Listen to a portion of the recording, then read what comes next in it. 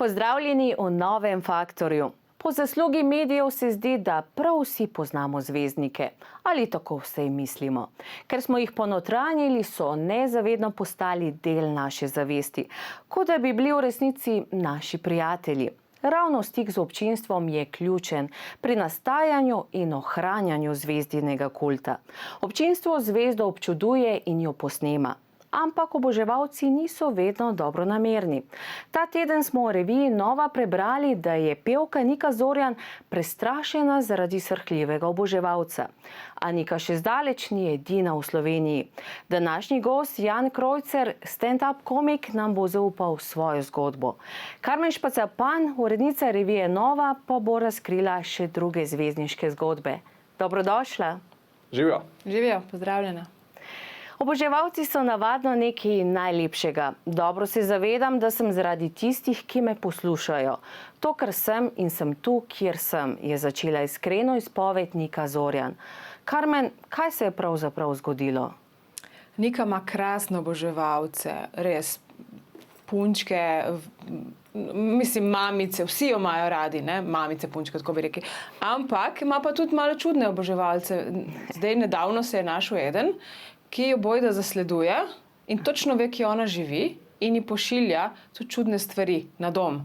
Kar ne pomeni, da ji pošilja šopke pa bombonjere, temveč res take vprašljive zadeve. Ona se res boji tega človeka. Mislim, zaupala nam je to zgodbo, ni hotela preveč povedati, zaradi tega, ker se boji zase. Boji se iti domov po noči sami in tako naprej. Ne? Poleg tega pa je imela še enega oboževalca, ta je bil pa tudi mal nenavaden. Ta si je pa želel, da bi se Nika z njim sprehajala bosa, smrdljivimi nogami, ker je imel obupen fetiš na smrdljive noge. No. Vse te oboževalce nekako kanalizira prek menadžerja, ne, Reja, in on to, pač vse te maile, ki jih ona dobiva, vse ta sporočila, ki jih ona dobiva, jih on prebere. Se pravi, ona opozarja te oboževalce, da ni samo ona predmet tega, ampak celotna ekipa, ne. Vseeno se pa boji, ker je strah domov iti sama zdaj, ne, zaradi tega gospodiča. Saj ne vemo, dejansko ne vemo, ali je ženska ali mož, kdo se skriva za to osebo, ne. Mogoče pa ljubosumna ženska, ne vemo. Nekdo se skriva, no. Nekdo jo straši, grdo. To je v bistvu del tega posla in to mi res ustreza, je še dejala Nika. Se vam zdi pomembno, da so zvezde na nek način dosegljive za svoje oboževalce? Ja, definitivno moraš biti odprt, recimo, ampak vse ima neke svoje meje. Ne? Recimo, nič ni narobe, jaz se zelo rad slišim s kakim oboževalcem po kakim nastopu, se fotografiram in kaj podobnega, ampak nekje moraš mejo postaviti. Ne? Verjamem, da če se to sprevrže v neko zasledovanje, neko pošiljanje, neke obiske na domu, po možnosti, da zelo hitro postane nekaj, kar ti ni več všeč. Karmen, kakšno je vaše mnenje o tem? Kje je tista meja? Jaz mislim, da ne bi smeli preveč blizu spustiti določenih ljudi. Ne? Nekateri želijo biti prijatelji zvezdnikov, samo zaradi tega, ker so to zvezdniki. Ne zaradi tega, ker je nekdo človek ali pa oseba, ampak zato, ker je zvezdnik. In potem, če jih zavrneš, če jih zvezdnik zavrne, postanejo agresivni. Začnejo grdo govoriti o tej osebi, začnejo grdo pisati prek družabnih omrežij, itak, ne, se da svašta narediti, ne, in prek medijev. Dejansko bi mogli slovenski in tuji zvezdniki postaviti neko mejo. Ti moraš vedeti, zakaj se ti oseba približala. Ne? A je oboževalca, a je prijatelj, ne vem. Neka meja, ne smemo, jaz nisem zvezdnica, ampak ne bi smeli biti preveč odprti do oboževalcev takšnih in drugačnih. Ne? Jan, kje je tvoja meja? Recimo, jaz v konkretnem primeru, jaz sem imel eno oboževalko, ki sicer mislim, da ona niti prej vedela, da sem stand-up komik, ampak kako je izvedela, da sem stand-up komik, enostavno nisem se mogel znebiti svojega življenja. Tako da, ko enkrat poveš, da pač osebo ne zanimaš, pa si ne da reči in blokiraš vse številke, vse načine, kako te lahko doseže, in ko te začne obiskovati na domu, puščati razna sporočila, samo to je še falilo, da bi izrezala iz nove, recimo, te črke in jih zlepila skupaj. No, to je že, pa recimo jaz sem moški, ne, in verjamem, da za ženske je še toliko težje. Ampak je pa res, da moški vidik tega je pa, jaz sem dejansko šel na policijo zaradi te osebe, po priporočilu prijateljev, ko so bili tako stari, to ni več zajbancija, ona ti tudi grozi, da te bo ubila in te zadeve, to moraš iti na policijo. In jaz sem šel na policijo, ampak zanimivo je, kako se hitro obrnejo zadeve, če moški pride na policijo.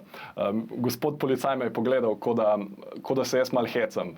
Sam to je še falilo, da bi rekel, a tebi pa punčka nagaja ali kaj? A res? Se pravi, ena ženska te res hoče in zakaj ti prideš sem? Tako da mogoče jaz bi tu kot edini moški predstavnik mogoče izpostavil ta vidik, da mogoče se moški problemi v tem primeru celo malo jemljajo preveč lahkotno, ne? Ker je vseeno grozno, ni važno, a je ženska ali moški na drugi strani. Tako da ja. In kaj konkretno vam je še pisala? Vam je napisala tudi, da vas ljubi?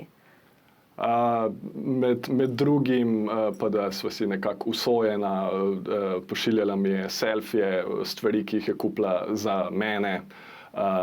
Pošiljala mi je, ne vem, na avto me je čakalo njeno sporočilo, drugi del me je čakal na vratih, tretji del v poštnem nabiralniku in seveda na vsakem nastopu v prvi vrsti in po nastopu je prišla do mene in tako skozi imaš občutek, da je nekje v ozadju neka taka senca in dejansko gledaš okrog sebe, ko hodiš po ulici, iz katerega vogala bo zdaj ta oseba prišla.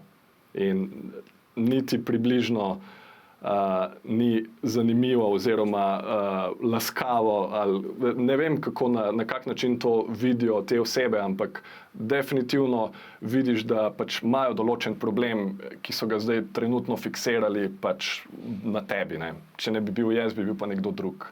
Mislim, da se lahko to bolj ali manj vsakemu naredi. Ne? Vse v tujini se je končalo to tudi z umori, smrtjo, ne? Saj vemo, Versace, pa Selena, mislim, upam, da v Sloveniji je tle malo bolj pod kontrolo zadeva, ne? Jan, seveda. Mislim, da je. Je. Upam. Jan, torej si ti to žensko že spoznal? Ja, jaz sem se s to žensko dejansko dobil, tako rečemo temu, mogoče je bil to nek tak zmenek, vsaj na zunaj je tako izgledalo, ampak potem pač se jaz nje nisem mogel rešiti. Ne. Jaz nič slabega nisem mislil z nekim takim, z neko pijačo in to, ampak potem je hitro prišlo do tega, da sem se znašel v prostoru, kjer nočem več biti. Kako pa bi nasploh opisal svoje oboževalce? Je to edini primer ali imaš še kakšen podoben primer? Zelo zanimivo, ampak velikokrat so recimo moški tisti, ki pišejo. Dejansko pred kratkim sem imel enega tipa, ki ga je zelo zanimalo nekaj podrobnosti o tem, če si jaz na odru kdaj zaviham rokave. In jaz nisem niti razumel, kako je to vprašanje in po kratkem pogovoru sem ugotovil, ok, ja, vidim, ti dobivaš nekaj spolnega iz tega in ne vem, če hoče imeti ta pogovor s tabo. Ponavadi nekdo vidi, če te je videl nekje na odru, na televiziji, kjerkoli, nekako vidi nekaj na tebi, predvidevam, in misli, da, tako kot smo prej rekli, da se poznamo prvo kot prvo in da si mu ti nekaj dolžen. In zelo težko je dejansko najti način, kako hkrati mu pokažeš, da razumeš, ok, razumem, videl si me nekje, mogoče si moj oboževalec, kar je super, ampak lej, zdaj si šel pa malo predaleč. No? Tako da najboljše je res to komunikacijo kar preusmeriti nekam drugem, recimo preko menedžerja, tako kot na primeru Nike Zorjan. Vsekakor pa bi si stand-up komiki prislužili status superjunakov. Se vam uspe v enem samem večeru do solz nasmejati celo dvorano. Se vam zdi, da ste tudi zaradi tega čedalje bolj priljubljeni? Mislim, stand-up v Sloveniji že nekaj časa doživlja počasni razcvet in čedalje bolj popularen je, to je res. In mogoče je stand-up komik v splošni javnosti viden kot nekdo, ki pač pove, kaj si res misli in pove tako, kot stvari so. Mi v bistvu gradimo na tem, da nekako ta razkorak med publiko in tabo na odru čim bolj zmanjšamo in mogoče je zato še lažje nekomu, da te vidi kot prijatelja. Ne? Ker jaz verjamem, da večina ljudi, ki se ti približa in podobno, nima 90 oziroma 95% ljudi nima slabih namenov sploh. Tako da jaz tu ne bi dal vse v isti koš, ampak seveda mogoče par procentov pa je tistih problematičnih.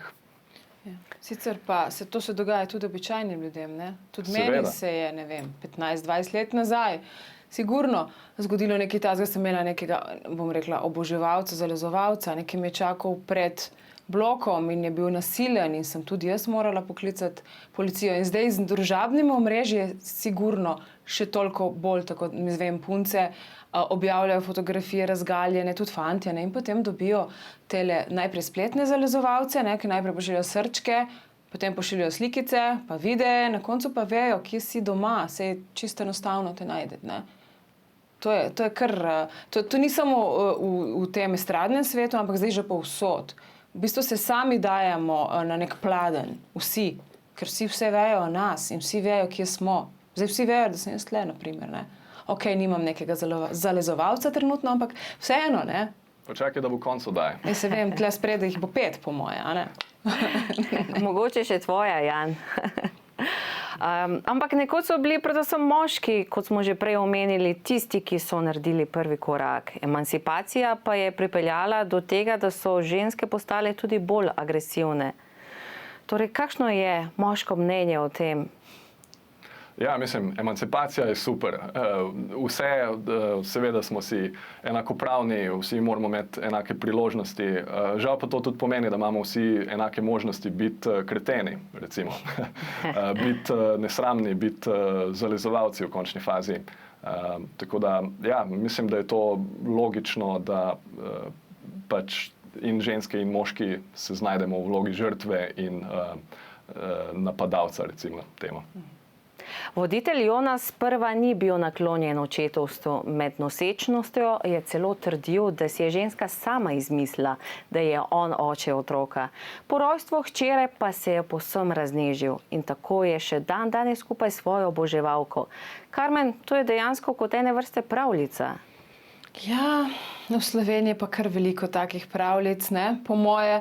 To pa zaradi tega, ker smo majhni in ker zvezdnike lahko srečamo v trgovini, ko kupujejo salamo ali pa toaletni papir, ne. In če ga vidiš tam in ga lahko hitro govoriš, ne, in si hitro v stiku z zvezdnikom in hitro lahko nekaj nastane, neka naveza, neko prijateljstvo. Sicer v tem primeru mislim, da je Alenka pač novinarka, na tak način je prišla v stik z Jonasom, ne kot navadna oboževalka. Imam pa kar veliko drugih primerov, naprimer Vili Resnik, sedaj zelo srečen na Primorskem, živi z svojo eno največjih oboževalk Tamaro, ne, in ima 2 krasna otročička in to je res tista pravljica. Recimo, ona ni bila v medijih, ona ni bila novinarka, ampak ga je spoznala tako na koncertih, pa tako, ne, ni. Zdaj odvisno, ne. Slovenija je majhna. Jaz grem v trgovino, pa vidim, ne vem, Galuniča, ki kupuje nekaj, pa Bizovičarja, ki kupuje nekaj, pa nenazadnje Godlerja, ki kupuje nekaj, ne, in se lahko približam, ga ogovorim in tako naprej. Isto velja za moške. Veš, kaj to pomeni? To pomeni, da v Sloveniji ni prav zares zvezdnikov. Mi imamo mogoče ljudi, ki so v medijih in so mogoče malo znani, ampak pravih zvezdnikov dejansko ne vidiš. To je pa že druga tema. To je druga tema. Ampak Jan, kljub slabi izkušnji, bi ti kdaj bil skupaj s svojo oboževalko? Oboževalko, ja, ampak seveda odvisno, seveda je odvisno, vse je odvisno od človeka. Ne morem dati nekega splošnega odgovora, ampak ja, načeloma ne bi mogel reči, da ne bi bil. No, saj imaš punco, je tvoja oboževalka ali ni? Ja, pa ni bila moja oboževalka. V bistvu prvič, ko me je videla nastopati, sem se izdel zelo beden, kar je bilo meni v bistvu všeč, ker sem vedel, da ok, če še vedno si zainteresirana zame, pomeni, da vidiš nekaj na meni poleg neke persone iz odra. Ne? Fajn. Hvala. Vsi mediji nas obveščajo, kaj počenjajo naši prijatelji. Komunikacija z zvezdami pa je enosmerna. Zvezd v resnici prav nič ne zanima, kaj so na primer imeli za kosilo njihovi oboževalci. Vsekakor to ni ovira za poseben odnos, ki se splete med zvezdo in oboževalci. Nadaljujemo po oglasih.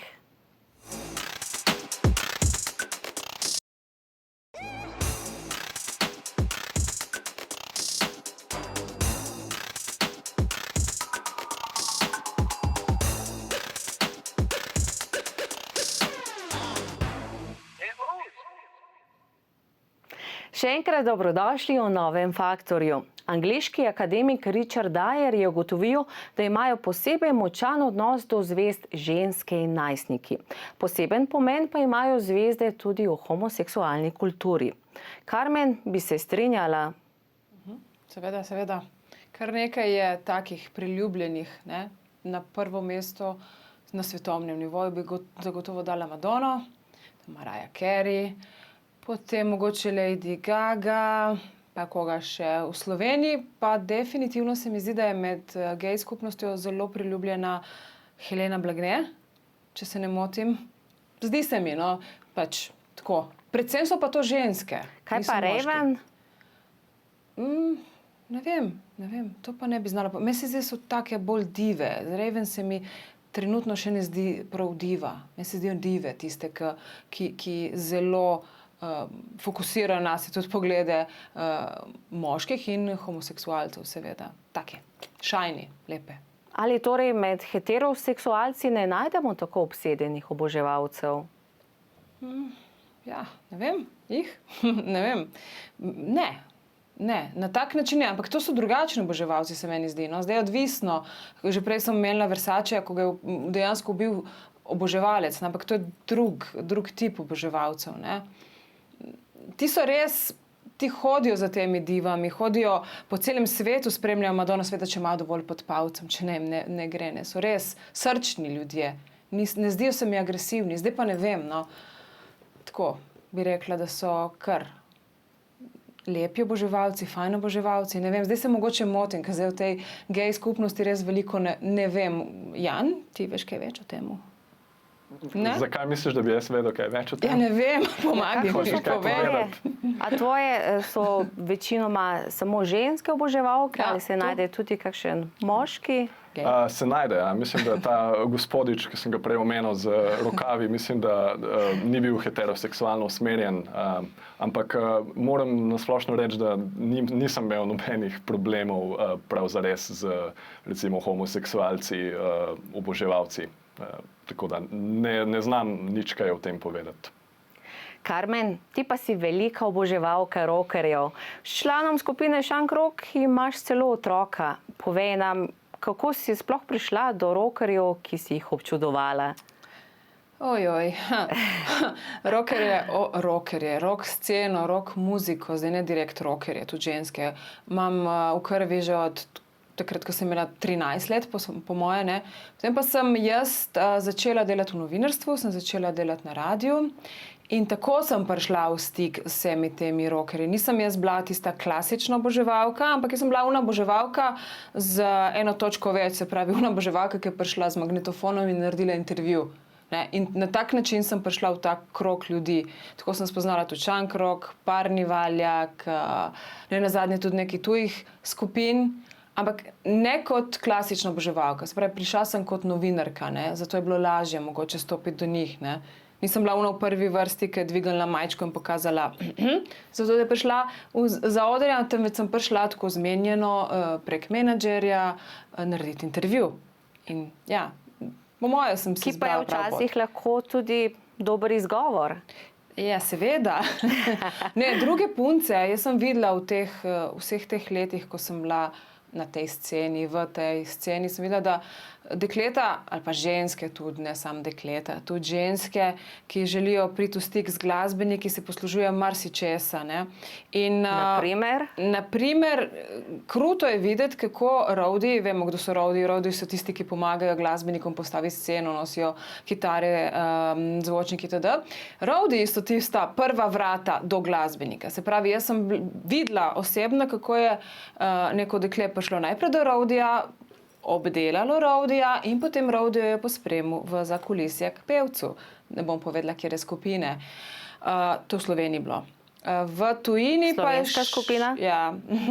Ja. Ne vem, če je pevec vedel, da je ona prej bila z roadijem. To res ne vem. Vem pa, da je roadij vedel, da je pač izkoristil situacijo.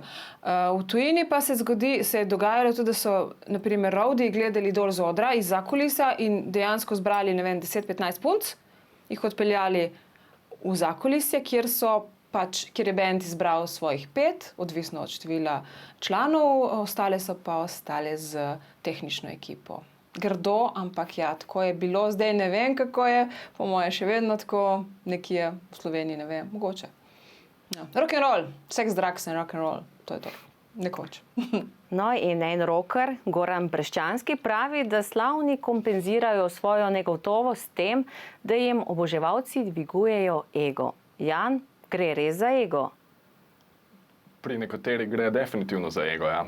Sej, mislim, vsakemu neka določena mera pozornosti godi, ne. Mislim, verjetno mi ne bi šli na oder, če ne bi filali neke praznine v sebi, ne. In če lahko to praznino zafila kaka lepa, luštna oboževalka, na prvi točki je to pač dober občutek, no. Ampak, kot sem že omenil, zelo hitro je pač preveč, ne. Nekako moramo vedeti, kje so meje, oziroma ne pomeni ne. S pojavom interneta so oboževalci dobili nov idealen medij tudi za nov zagon, saj nove tehnologije olajšujejo njihovo delo. Kako dejansko do tebe pridejo oboževalke? Že prej si nekaj omenil.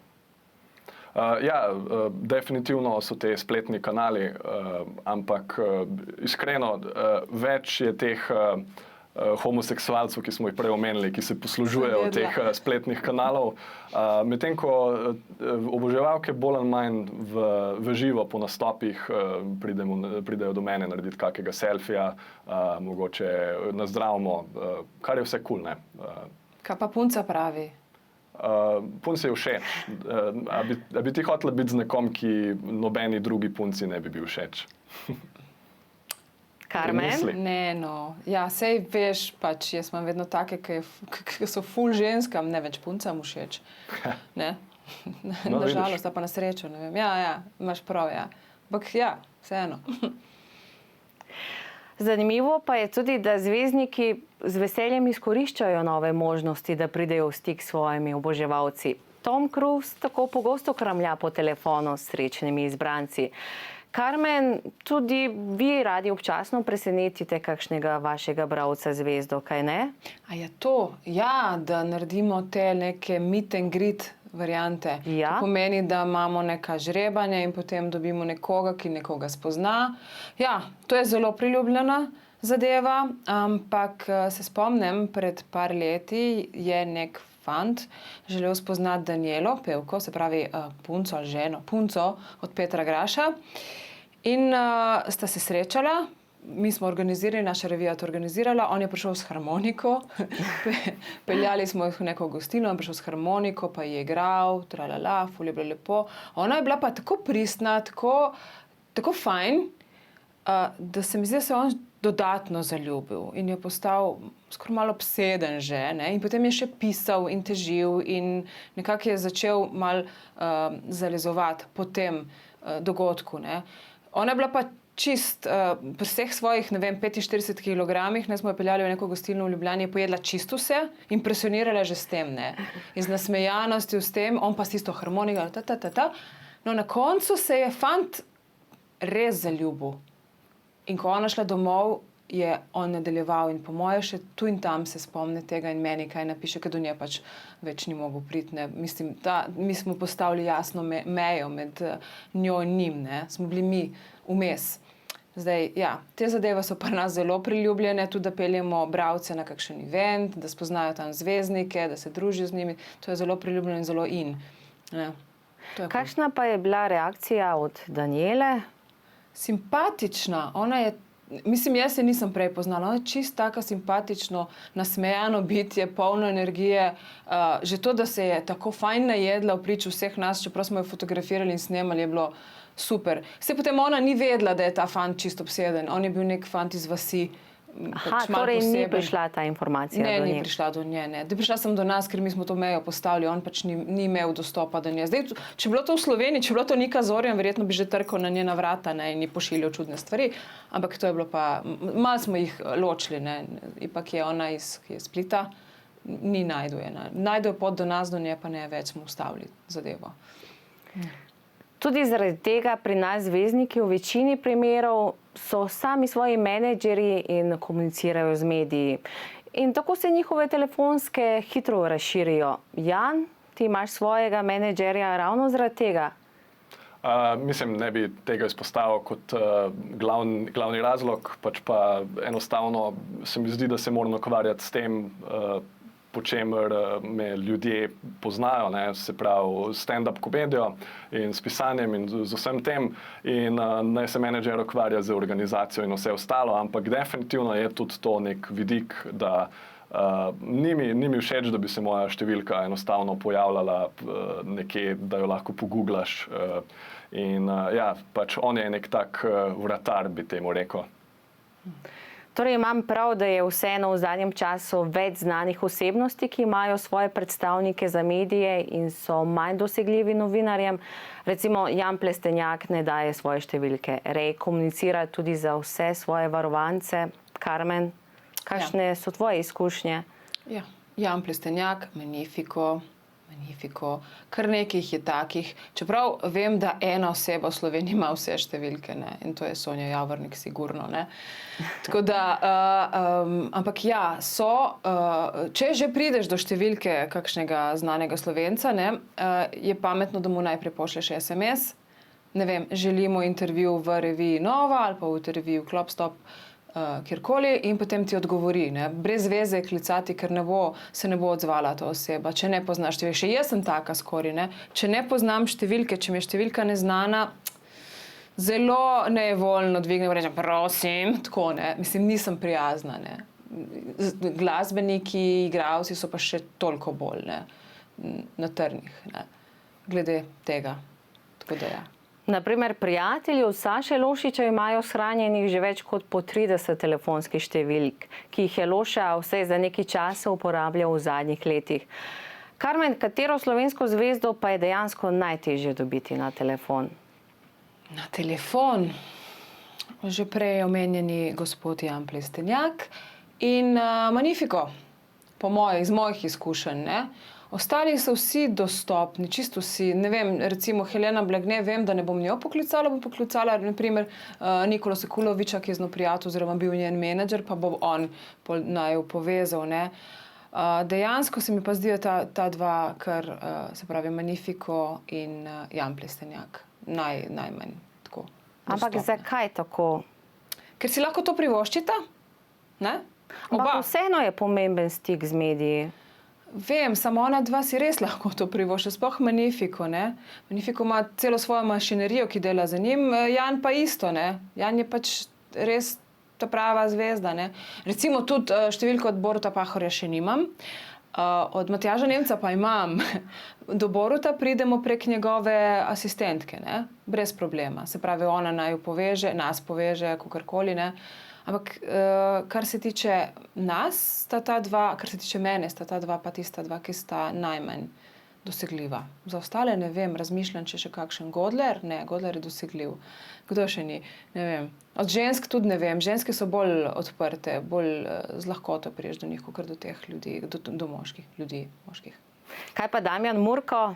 Damjan Murko, no, on je dosegljiv, vedno, povsod, zelo prijazen, ko dvigne telefon, je sama šprica, veselje in energija, ne glede na to, da verjetno ne pozna številke, ne, čisto simpatičen človek, ne, dostopen. Jan, si ti kdaj poskušal kontaktirati kakšno zvezdo? Ja, mislim, jaz se pogovarjam s kolegi komiki, ki imajo recimo zvezdniški status, ampak mi smo kolegi pač, ne. Jaz nimam nikoli občutka, da se pogovarjam s kom, ki pač nekaj pomeni, karkoli, tako da po mojih izkušnjah ljudje kot vsi ostali, s tem, da pač seveda mi imamo drug od drugega številke, ne, za neko splošno javnost pa je mogoče to malenkost zakrito za neko tančico skrivnosti, kdo so zdaj ti, kako zdaj dosežeš neke ljudi. Kakšen je pa tvoj odnos z mediji, če te kontaktirajo? Si takoj dosegljiv? Ja, mislim, jaz dejansko nisem na točki, ko si lahko privoščim reči ne, če se hočem v medijih pojavljati, seveda. Ne. Sem že tudi kdaj odslovil kakšen medij, ampak glede na to, da sem zdaj na TV3, sem seveda vesel, da se pojavim na televiziji oziroma kjerkoli drugje. Tako da načeloma sem prijazen, dostopen do medijev. In malo pa dvomim, kaj točno lahko jaz ponudim, ker dvomim, da sem en tak tipičen primer nekoga, o katerih zdaj govorimo, imena kot so Jan Plestenjak in Magnifiki in podobno. To definitivno nisem jaz, tako da sem dostopen brez skrbi. Lahko še kaj pokličeš. Tudi jaz. Tudi ti, seveda. Tudi. In katera je meja, preko katere ne bi šel? Ko govorimo o čem? O zvezdništvu. Si lahko bolj konkretna? Ko se izpostavljaš v medijih. Aha, recimo, če bi mogoče se v kontekstu nečesa pojavil, v kar jaz res ne verjamem. Enostavno to ne bi šlo. Recimo, pa tudi recimo, če bi se nek medij javno pokazal, da zagovarja točno te stvari, v katere jaz ne verjamem in da se potem jaz pojavljam v tem istem mediju, to ne bi šlo skozi. Tako da tu mislim, da bi potegnil mejo. Karmen, kateri zvezdniki pri vas potegnejo črto in ne grejo čez? Zdaj moram omeniti druge televizije? Ne bom. Ne, jih je kar nekaj takih, no. Imena zvezdnikov. Imena zvezdnikov. Nazadnje sem imela, ne probleme, ampak z gospodom Potrčem, ne, Marko Potrč, zaradi tega, ker smo pač napisali, vprašali smo se, ali je mogoče on podlegel steroidom, glede na to, kako se je v zadnjih 3-4 mesecih navil, ne. In potem je bil zelo, zelo, zelo jezen, ne? In tle je postavil neko mejo in zdaj tle je bila težava, ne, z gospodom Potrčem. Drugače pa nova je specifična. A vas je poklical? Na kakšen način je prekinil? Poklical vseh možnih telefonskih številk, tudi pisal. Je povedal svoje. Dost užaljeno se mi zdi, ne vem, ker mi mu nismo hoteli res nič slabega. Mi smo samo vprašali, ne, mislim, naš novinar se je spraševal, ali je mogoče. V članku je pa povedal, da je zdrava prehrana, trening itd. Ampak na naslovnici, seveda naslovnica tista, ki jo kupijo ljudje, na naslovnici smo pa mi malo drugače zapakirali. Smo naredili tako imenovani teaser, ne. In smo se vprašali, ali je Marko Potrč podlegel steroidom. Na strani ne vem, kaj je bila. 25 smo pa napisali, da ne, da dejansko je zdrava prehrana, telovadba, ljubezen do življenja itd., ne, pa do sponzorjev nekaterih. Tako, no, drugače pa revija Nova je specifična. Ne, revija Nova je specifična. Lažje dela za druge revije. Revija Nova je specifična. Ko jaz nekoga pokličem pa rečem, rabim izjavo za Novo, niso vsi navdušeni. Zato, ker zdaj boš pa tračal meni, pa jaz nočem trače, pa jaz sem dovolj dober pevc, jaz sem dovolj dober stand-up komik, jaz tega ne potrebujem. Ne, je specifična. se jim malo upirajo zvezdniki, slovenski Ampak zvezdniki. preden pridejo do zvezdniškega statusa, pa je drugače, kaj ne? Prej pa drugače, prej pa seveda, prej pa dej, ne. Pa ko pridejo, ko prestopimo tisto mejo, ki postanejo prepoznavni, potem je pa že vnoma, ne, jaz tega ne rabim, prosim, ne. Bi raje v kakršnikoli drugi reviji, se pravi pač bolj specifični, ali stop, vklop, ne. Zdaj Jan je bil vedno prijazen z mano, ne, je dal vse izjave, kar sem želela, ne, tako da se mu res zahvaljujem tukaj. Je pokazal to, da tudi če je zdaj postal znan, ker je v stand-up svetu je Jan zdaj ena zvezd, ki prihajajo ven, ne, pač je ostal še vedno prijazen in da še vedno izjave, tudi za novo, tudi za tako malo bolj rumeno revijo, kar mi je zelo všeč. Kdo od znanih pa je največji oboževalec kakšne druge zvezde? Od znanih največji oboževalec druge zvezde? Ja, Damjan Murko, Helene Blagne. Ta mi pade na pamet. Sta se kdaj soočila? Ste vi mogoče pripravili soočenje? Jaz mislim, da se on jo imitira krasno. Čeprav Heleno Blagne lepo imitira tudi Carmen Klinc, pevka rock partizanov, čist enaka je, ko poje, ne? Mislim, ko želi imitirati, ne zdaj na njihovih koncertih. Ne vem, Jan, koga obožuješ od znanih Slovencev? Koga obožujem? Ja, kdo ti je všeč? Wow, tole je težko vprašanje, ker dejansko jaz sem kar se tiče stand-upa, poznam vse, takoj, ko gremo malo ven iz tega. Ok, recimo Magnifica smo omenili, on je meni res car, pa da ni iz vrst stand-up komikov. Drugače, kolegov stand-up komikov ne bi izpostavljal, zato ker imam bolj ali manj do vsakega imam neko spoštovanje, in tudi mogoče še bolj do enih, ki niso zelo izpostavljeni še, ampak še bojo. Drugače pa, ja, mislim, težko enega dejansko slovenskega zvezdnika. Ok, mogoče imam en tak mali zvezdniški crush, Manco, pevko iz skupine Koala Voice. Ona mi je ena taka carica, ne poznam jo osebno, ampak recimo njo bi poklical na kavo takoj.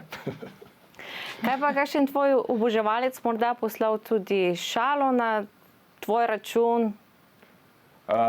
Včasih se zgodi kaj takega, ja, oziroma večkrat se zgodi, da ti nekdo hoče prodati šalo, ki jo definitivno moraš povedati na odru, ampak te šale nikoli ne poveš na odru, zato ker prvo kot prvo to delam avtorski material, pa naj bo še tako dobra ta šala, jaz se ne bom povedal na odru, in ponavadi si malo napačno razlagajo, kaj dejansko mi delamo, ker mi ne govorimo vicev na odru, nekaj, kar ti lahko pove en gospod, ki ima peti per v riti in sloni za šankom, ampak delamo nekaj drugega, ne. To je bolj neka interpretacija sveta okrog tebe in na smešen način seveda. Tako da te neki poskusi, sej jih cenim, ne. Sej v bistvu to pomeni, da te spremljajo, da vejo, kaj delaš in je to nek thumbs up, bi temu rekel, ampak definitivno to ni prav način, kako prideš do mene, da bom jaz tebi ustregel in to povedal na odru. Hvala za prijeten klepet. Občinstvo zvezdo občuduje in jo posnema. Po drugi strani pa tudi kompenzira primanjkljaj v svojem življenju. Največja potrditev iluzije intimnosti med občinstvom in zvezdami je bila smrt princese Diane, ko je za njo jokal cel svet, čeprav je seveda večina sploh ni poznala osebno. Ponovno se vidimo v petek, ko vam razkrijemo nove zvezdniške zgodbe. Naj vam vaša zvezda sveti.